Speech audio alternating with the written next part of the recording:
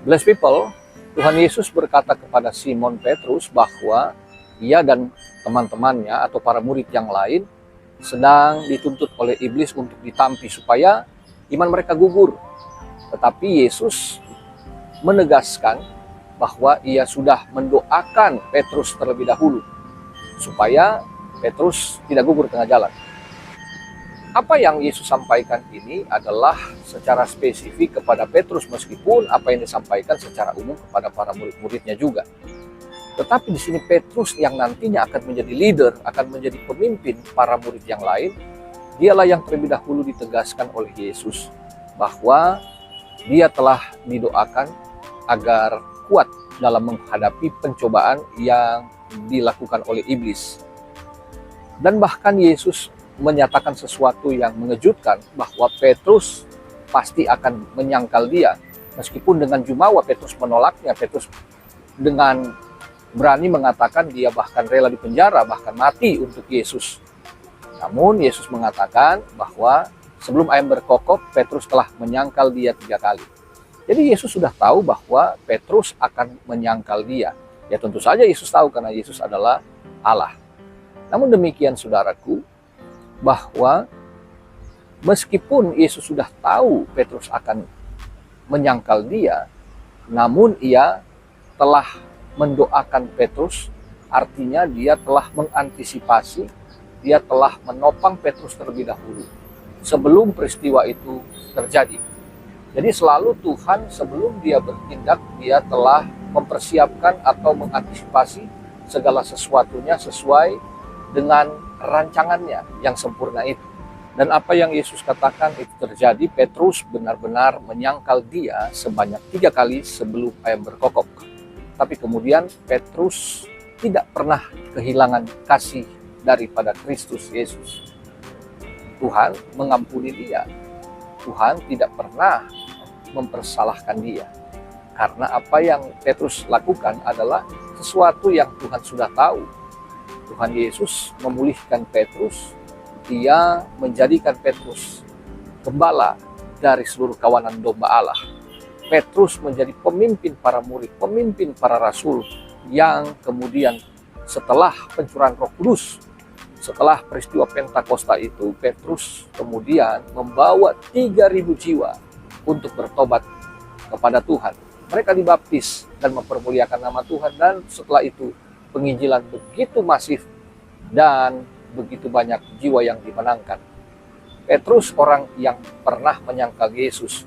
Petrus orang yang pernah gagal untuk menjaga komitmen. Dia dengan sembrono berkata, aku rela dipenjara, aku rela mati bagi Engkau Tuhan. Tetapi faktanya dia melanggar apa yang dia katakan. Tetapi disinilah kita melihat bahwa kasih karunia Tuhan itu jauh melampaui daripada kegagalan manusia.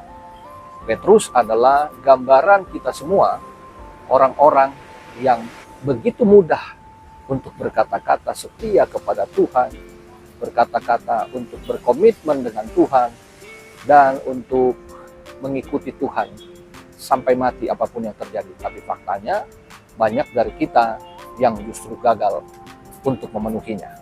Jika Petrus menyangkal Yesus, ia gagal mempertahankan komitmennya di saat yang kritis, maka sebaliknya bangsa Yehuda menyangkal Tuhan, Israel menyangkal Tuhan justru di puncak kejayaan. Ketika mereka makmur, mereka berkelimpahan, mereka kaya raya, mereka sukseslah. Di sana justru mereka tidak mempertahankan komitmen, tidak mempertahankan janji mereka kepada Tuhan sebagaimana Abraham, Ishak, dan Yakub. Apa yang dialami oleh Yehuda kemudian sangat pahit. Mereka tertawan di Babel selama 70 tahun. Namun luar biasanya Tuhan tidak membuang mereka untuk selamanya. Dikatakan di sana bahwa Tuhan justru menyatakan kasih setianya yang luar biasa. Janji manusia, janji Yehuda itu bisa berubah. Tapi janji Tuhan kepada Yehuda, kepada Israel tidak pernah berubah. Yeremia 29 ayat 11-14 jelas mengatakan bahwa rancangan Tuhan bagi umatnya adalah rancangan damai sejahtera, bukan kecelakaan, melainkan hari depan yang penuh harapan.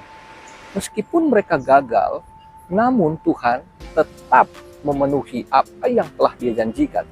Dengan demikian bahwa kasih karunia Tuhan itu lebih besar daripada kegagalan umatnya. Justru Tuhan kemudian memberikan solusi. Umatnya cukup untuk mencari Dia, berdoa dengan sungguh-sungguh, bertobat sungguh-sungguh, maka Tuhan menjamin mereka diampuni dan mereka akan dipulihkan secara total. Pemulihan hubungan dengan Tuhan dan pemulihan berkat-Nya. Luar biasa bukan? Dan itulah yang Tuhan lakukan dan tergenapi sampai hari ini. Kita semua pernah gagal seperti Petrus di masa yang kritis. Dan kita pernah gagal juga seperti Israel atau Yehuda yang gagal mempertahankan komitmen justru di saat kita sukses, kita berkelimpahan, kita mengalami kemakmuran. Tetapi satu hal yang pasti, Tuhan tidak pernah berubah. Kitanya seringkali omong besar seperti Petrus, kita seringkali sombong, terlalu pede dengan keberhasilan seperti Israel dan Yehuda. Namun, Tuhan tidak pernah berubah. Dia tahu kita pasti akan gagal.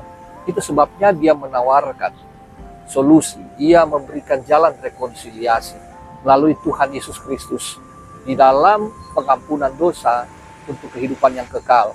Dan bagi kehidupan kita yang sehari-hari di masa kini dan yang akan datang itu, Tuhan tetap memberikan kita garansi bahwa setiap kita yang berbeban berat, kita yang tidak sanggup untuk memikul kegagalan, kita yang merasa jauh dari Tuhan, saat ini juga Tuhan memanggil kita untuk datang, cari Dia. Bahwa hanya sejauh doa, hanya sejauh nama Tuhan itu kita panggil, kita sebutkan, maka Ia segera hadir bagi kita. Ia tidak pernah menolak orang yang datang bertobat kepadanya.